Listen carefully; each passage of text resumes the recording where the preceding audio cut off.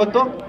এরকম রোদের তাপদাহে এই আউশ ধানের চারাগুলো পুড়ে একে ছারখার হয়ে যেত, যার কারণে ওলামায়ে দ্বীন আহ্বান করে পুরা ফাঁকা মাঠে এই নামাজের ব্যবস্থা করা হতো।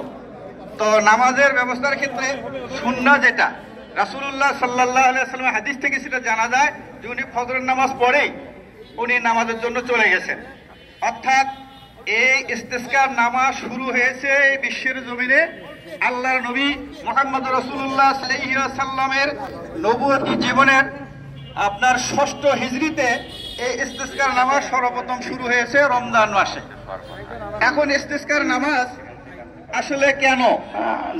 এখন আমরা সবাই বলতেছি আমাদের পাপের কারণে আমরা আজকে এই অবস্থার সম্মুখীন হয়েছি।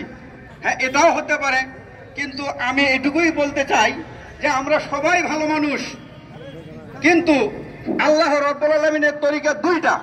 একটা হলো মানুষ যদি বান্দাল দিয়ে পাপের কাজ করে তাহলে তার শাস্তি দেন, অথবা বান্দাকে বেশি ভালোবাসেন, বান্দা বেশি আল্লাহর ইবাদতগুজার বান্দা হয়েছে, প্রিয় হয়ে গেছে, এই বান্দাকে আরো পরীক্ষা করার জন্য আল্লাহ তাআলা এরকম বালা মুসিবত চাপাইয়া দেন।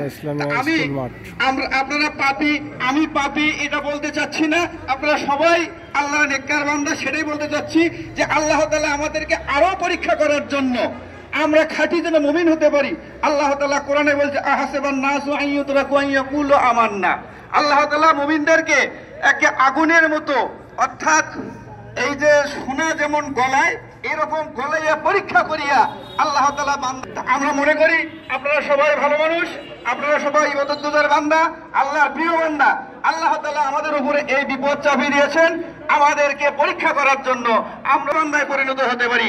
আল্লাহ আপনাদের আমাদের সকলকে আল্লাহর প্রিয় বান্দা হওয়ার